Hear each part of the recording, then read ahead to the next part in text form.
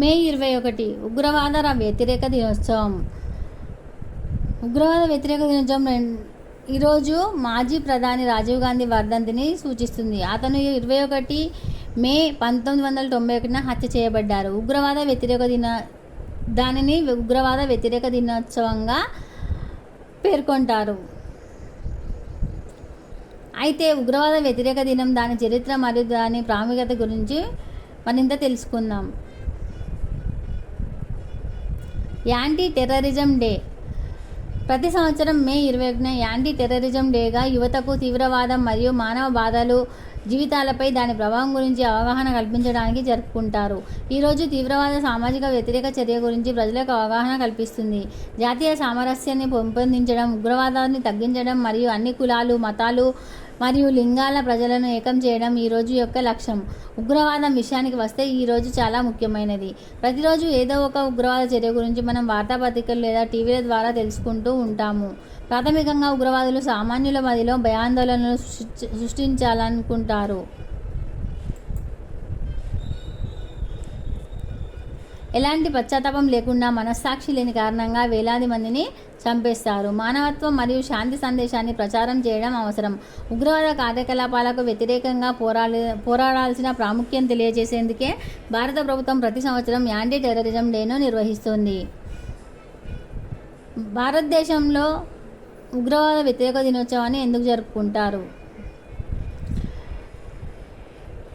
21 మే 1991 భారత 7వ ప్రధానమంత్రి రాజీవ్ గాంధీ హత్య తర్వాత జాతీయ ఉగ్రవాద వ్యతిరేక దినోత్సవం అధికారికంగా ప్రకటించబడింది. తమిళనాడులో ఓ ఉగ్రవాది చేసిన ప్రచారంలో అతడు హతమయ్యాడు. విపి సింగ్ ప్రభుత్వ హయాంలో మే 21వ తేదీని ఉగ్రవాద వ్యతిరేక దినంగా పాటించాలని కేంద్రం నిర్ణయించింది. ఈ రోజున అన్ని ప్రభుత్వ కార్యాలయాలు, ప్రభుత్వ రంగ సంస్థలు మరియు ఇతర ప్రభుత్వ సంస్థలు మొదలైన వాటిలో ఉగ్రవాద వ్యతిరేక ప్రతిజ్ఞ తీసుకోబడుతుంది. దీని వెనుక ఉన్న చరిత్ర. మాజీ ప్రధాని రాజీవ్ గాంధీ తమిళనాడులోని శ్రీ పెరంబదూర్కు ర్యాలీలో పాల్గొనేందుకు వెళ్లారు. లిబరేషన్ ఆఫ్ తమిళ్ టైగర్ శీలం ఎల్టీటీఈ టెర్రరిస్టు గ్రూప్లో సభ్యురాలిగా ఉన్న అతని ఎదురుగా ఓ మహిళ వచ్చింది. ఆమె తన బట్టల కింద పేలుడు పదార్థాలు కలిగి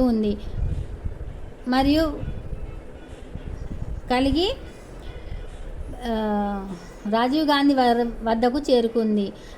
ఆమె అతని పాతాలను తాకాలనుకున్నట్లుగా వంగి అకస్మాత్తుగా బాంబు పేలుడు సంభవించింది. ప్రధానమంత్రి మరియు సుమారు 25 మంది ఈ సంఘటనలో మరణించారు. ఇది చాలా భయాందోళన సృష్టించిన అంతర్గత ఉగ్రవాదం మరియు మన దేశం ఒక మంచి ప్రధానిని కోల్పోయింది. ఉగ్రవాద వ్యతిరేక దినోత్సవాన్ని జరుపుకోవడం వెనుక ఉన్న లక్ష్యాలు ఏమిటి?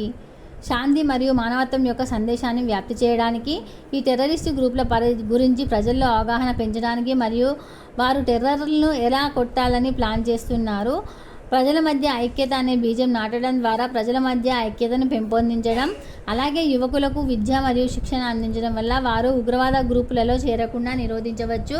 దేశంలోని తీవ్రవాదం, హింస మరియు ప్రజలు, సమాజం మొత్తం దేశంపై దాని ప్రమాదకరమైన ప్రభావం గురించి అవగాహన కల్పించడం. టెర్రరిజంపై, హింస యొక్క ప్రమాదాలపై పాఠశాలలు, కళాశాలలు మరియు విశ్వవిద్యాలయాల చర్చలు నిర్వహించడం ద్వారా పేర్కొన్న లక్ష్యాలను సాధించవచ్చు. తీవ్రవాదం యొక్క దుష్ప్రభావాలను మరియు దాని తరువాతి పరిణామాలను హైలైట్ చేయడానికి సామూహిక విద్యా కార్యక్రమాలు నిర్వహించబడతాయి. కేంద్ర ప్రభుత్వం మరియు రాష్ట్ర ప్రభుత్వం తీవ్రవాద ప్రభావాల నుండి ప్రజలకు భరోసా ఇవ్వడానికి ర్యాలీలు మరియు కవాతులు నిర్వహిస్తాయి. రాజీవ్ గాంధీకి నివాళులు అర్పించేందుకు ప్రత్యేక పాదయాత్రలు, ప్రజలు తరలివచ్చి మరణించిన ప్రధానికి నివాళులు అర్పించారు. పలు పాఠశాలలు, కళాశాలలు, ప్రభుత్వ, ప్రైవేటు కార్యాలయాల్లో ప్రజలు తలవంచుకొని 2 నిమిషాలు మౌనం పాటిస్తారు. ఈ సందర్భం యొక్క ప్రాముఖ్యత మరియు గంభీరతను పరిగణలోకి తీసుకొని డిజిటల్ మరియు సోషల్ మీడియా ప్లాట్ఫామ్ల ద్వారా ఉగ్రవాద వ్యతిరేక సందేశాన్ని ప్రచారం చేసే వినూత్న మార్గాలను పరిగణించవచ్చని MHA సూచించింది. ప్రఖ్యాత వరల్డ్ ట్రేడ్ సెంటర్ దాడిని మనం మర్చిపోలేము. ఇది ఉగ్రవాద దాడి. ముంబైపై 26/11 దాడి కూడా ఈ విషయంలో మినహాయింపు కాదు. అందువల్ల తీవ్రవాద వ్యతిరేక దినోత్సవం ఆగ్రహం వ్యక్తం చేస్తుంది మరియు మానవత్వానికి సంఘీభావం తెలియజేస్తుంది. టెర్రరిజం అనేది ఉగ్రవాదుల భయంకరమైన చర్యల వల్ల ప్రజలలో ప్రాణ నష్టం మరియు మరణ భయం కలిగించే చర్య.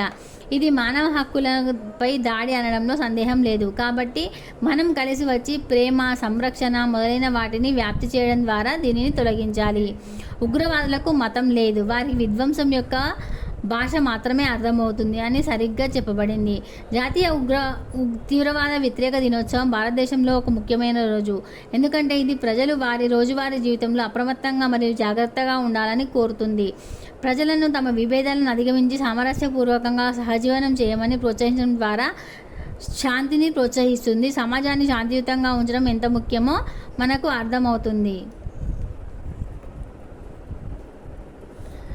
ఈ వీడియో కనుక మీకు నచ్చినట్లయితే లైక్ చేయండి, షేర్ చేయండి. అలాగే మా ఛానల్ సబ్స్క్రైబ్ చేసి పక్కనే ఉన్న గంట సింబల్ని యాక్టివేట్ చేసుకోవడం అస్సలు మర్చిపోవద్దు.